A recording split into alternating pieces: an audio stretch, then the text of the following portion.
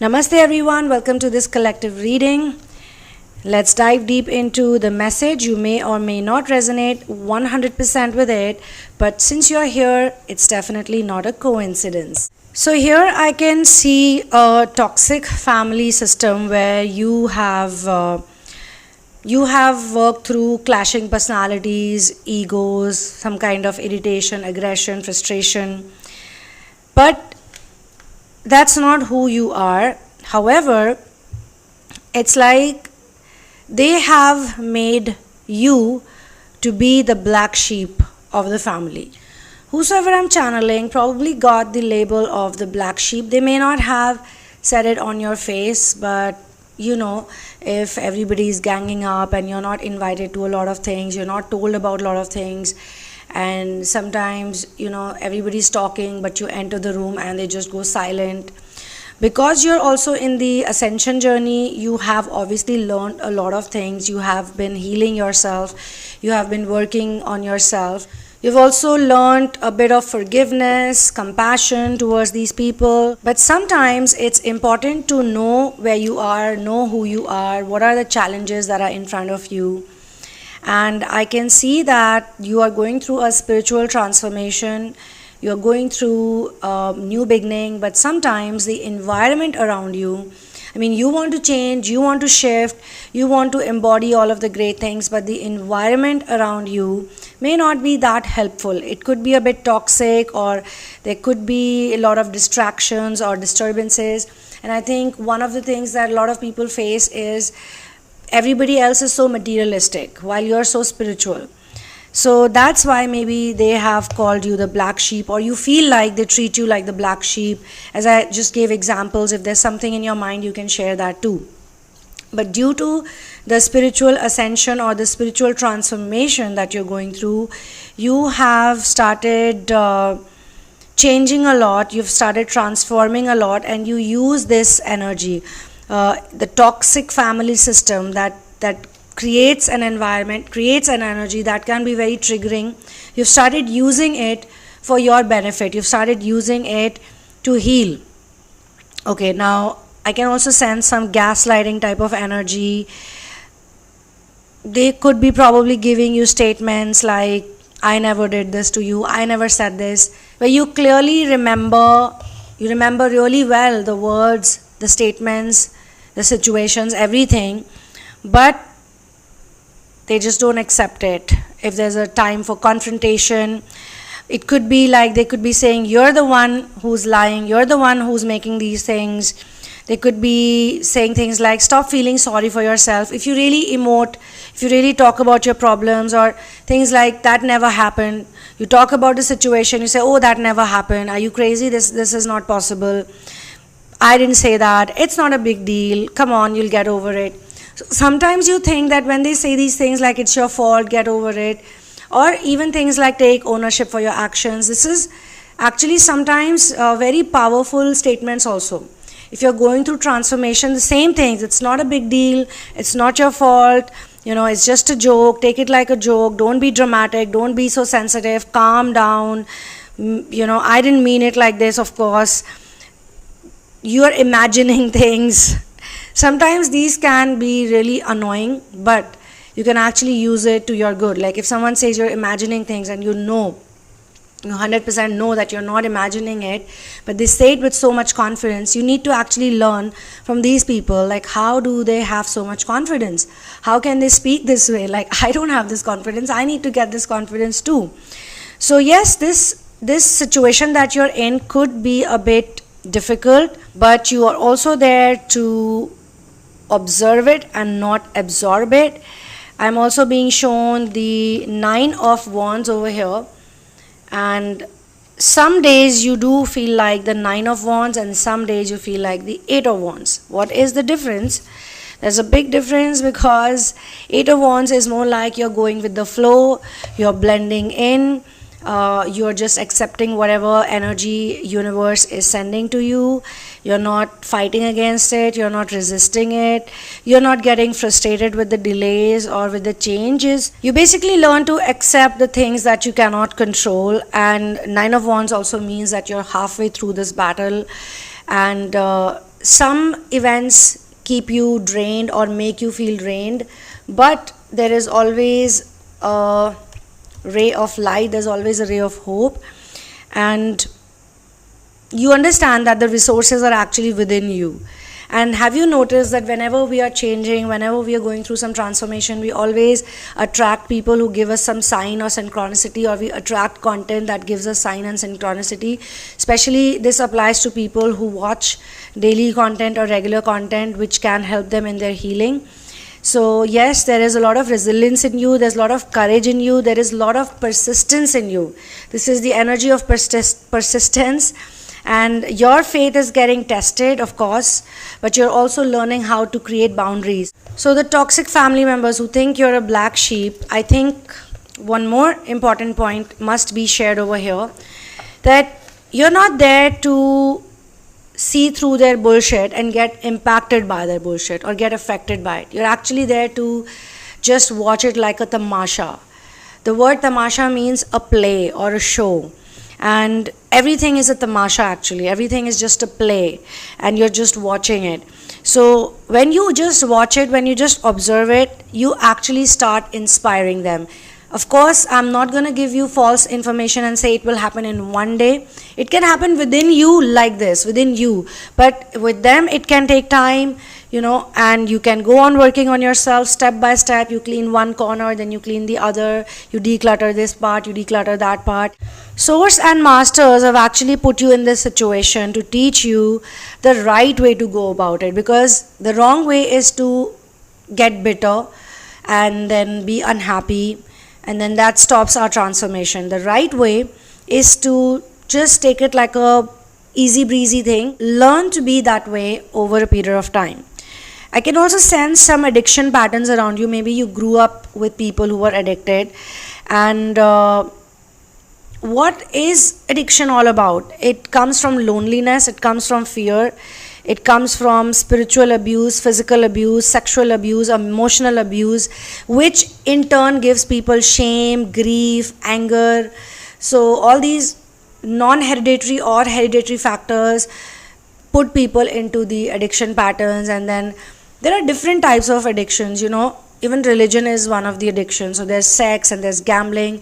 In today's world, we have gaming, we have food addiction, we have alcohol addiction, we have work addiction also. And as I just said, religion type of, religious rituals can also be a type of addiction.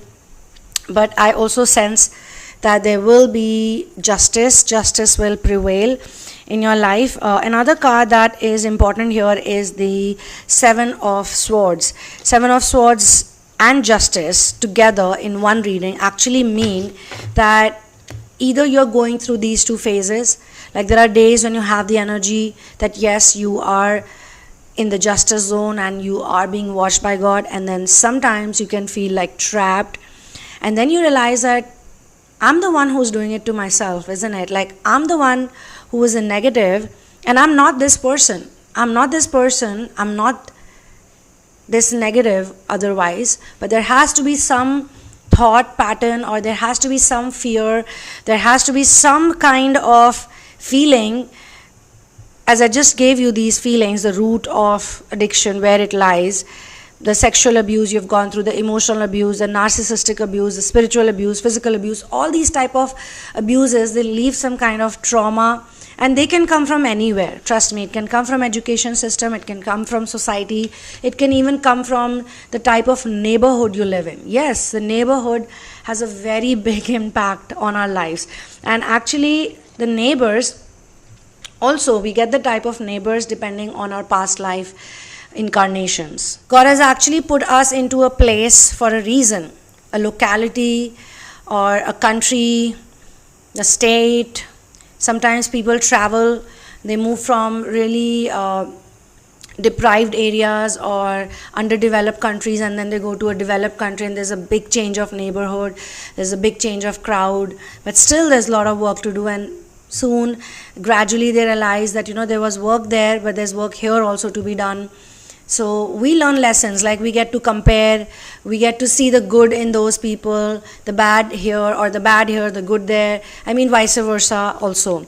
So yes, sometimes you are trapped, but you have realized that it could be your own negative thinking. You can simply remove the blindfold that this lady is wearing. Where did I keep the card? Yeah, this blindfold you can remove, and you can just walk away freely. No one can stop you. There are no actual gates or barriers that stop you other than our own negative thinking.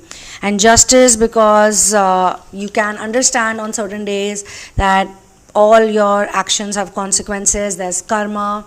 And the best thing to remember is over here that nature cannot forgive. Nature doesn't have the power to forgive, which is why we get into source integration, which is why we have to surrender to source and twin flame ascension journey. Because as long as we are trying, it's just incessantly we are into runner chaser dynamic. And runner chaser dynamic cannot stop that easily until and unless you reach a point where you say, okay, I'm going to surrender everything to source. I'm tired of this. In fact, in some people's cases, you must have realized it if you've already gone through it, you're no longer into it, that when you're done with the runner chaser dynamic, that's when you get into surrender, because you're no longer trying to control the journey or the path. Even if the runner comes back and the runner has not healed, whosoever it is, a narcissist, a twin flame, a catalyst, a false twin, there are different types of people you have to meet in this journey. Whosoever comes back to you, if you feel that it's still the same story, it's still the same negativity, it's still the same drama, you're not going to accept it. So actually, in some cases, I've seen the chasers have the power to say no. And the runner keeps coming back till a point they're like, okay, this is not working out. And then they try the silent treatment, then they try other ways of punishing, bringing in a karmic, jealousy, envy. They play all these mind games. And I don't want to use the word chaser here, I mean the ex-chaser, the seeker now, is sitting in a lotus position, on a lotus, unaffected by these things. I mean, love is there, love never dies, but love doesn't mean you accept all of this. Just like in the toxic family setup, you're not going to accept being the black sheep all the time. You have to make other people feel that, look, I can see your bullshit, so stop calling me the black sheep. You probably all are the black sheeps, but I don't want to get into these situations. I don't want to get entangled with you. I'd rather work on my own inner child wounds. We all have inner child wounds, isn't it? The guilt wound is there, the abandonment wound is there, the trust wound is there, the neglect wound is there. I also picked up the card Stars for this reading. And my understanding is that here Stars is trying to tell us that there is hope for the future, there's inspiration, there's contentment. And yes, either you have already touched that energy. Between all of this that goes on in your life, either you have touched that point where you on some days and occasions feel very positive, motivated, and you just feel free. It's like moksha. It's like nirvana, you're in your personal nirvana space and you don't want to get disturbed, you don't want to get distracted. People can do whatever they want, but you're like, guys, I'm chilling, I don't want to get into all of this. Like, I don't care, I don't give a rat's ass right now. And then if there's a lot of fire and you're actually needed, then you'll probably get up. There was one meme I saw once. I really loved that meme. It was so funny. There's this child playing on the swing, and in the background the whole neighborhood is on fire, literally, but the child is just enjoying playing on the swing. This doesn't mean you're not compassionate, but this fire is all drama. It's dramatic fire which they keep creating unnecessary. So yes, you need personal time, and whosoever I'm channeling, relaying right now, your energy is of a person who needs to keep going back. It's like the projector energy that we read about in the human design. But I personally feel that anybody who's in the inner work journey, you need the personal time and space to understand what you're going through. You need to heal, which is why even in therapies, I don't conduct sessions like one 2-3 week, every week we are doing sessions. No, I give people space, 15 days space. I give them assignments. They can come back, and they can say, yeah, okay, I did my assignments, this is what I learned, this is what is happening in the world around me. And many a times the customized assignments actually really match with their situation. And it's interesting because that personal time that they get, like after the session they've received the counseling or they've gone through the energy reading where we do the scan of the energy, we understand where they are, and there are some really powerful messages which are so on point, intuitively so correct. For some people it's like literally bang on. It's like guidance says tomorrow this is going to happen, and the next day that happens. But of course I'm going to tell you that the students, the seekers, actually the clients who are working with me, they have a very strong emotion that they want to work on themselves, and they enjoy inner work, they love inner work, they love the assignments, they love to go and observe, they love to do the meditations. Life goes on, like 20 minutes in the morning, 20 minutes in the evening. We all can do it, right? But some people cannot do it. Some people say, oh, I'm so distracted, I just cannot put myself together for this. But some people really love it because they enjoy the challenges. And I also understand those people who are not able to enjoy the challenges. They are in the miserable situation. In that case also, we have some good sessions for you, like the negative memory release, where we actually sit down and we bifurcate the memories. And when people are working on these memories, they go into dream state intervention. There was a time when dream state intervention was a separate therapy, but I have realized even in my own personal journey that whenever we are releasing negative memories, really old chronicle memories, then we'll either have a dream from the childhood, or we'll have some memories of childhood coming up on our faces, or we're going to have really strange and bizarre dreams. And just by working on those dreams, just by releasing the frustration of the dreams, you feel like you have shifted so much. So this happens in the negative memory release therapy. I'm also being shown some very interesting characters around you, okay? In this reading, I can literally visually see there are some characters who create drama. Actually, the dramatic one is also a separate character, the drama magnet. There is one character who's always creating drama, always getting the attention. This person feeds off other people's gossip, and they say that drama seems to follow me, but actually they create it. They create the drama, and they can put people in uncomfortable positions. Like they can tell you a lot of things and they will say, don't talk about it to anyone, okay? Don't share it with anyone. It's like, why are you even telling me? Why are you telling me if you don't trust me? Then I can sense the one more energy, which is, this is the energy that I think a lot of you could be experiencing. Do mention in the comment section if you do. This is the person who's the green-eyed person, the type of narcissist who cannot be happy for other people's good fortune. They always play the victim card. They're always sad, like constantly sad. If you're hanging out with them, even for 2 hours, 3 hours, 4 hours, 5 hours, imagine living around such people, you'll realize that they just minimize other people's value to feel better about themselves, and then they're always full of complaints. But these complaints sound very, so there's an element of this person is very smart, this person is also a manipulator, but they always talk in such a way that people feel sympathetic for them. So you also tend to feel sympathetic for them. You are also basically fighting for them.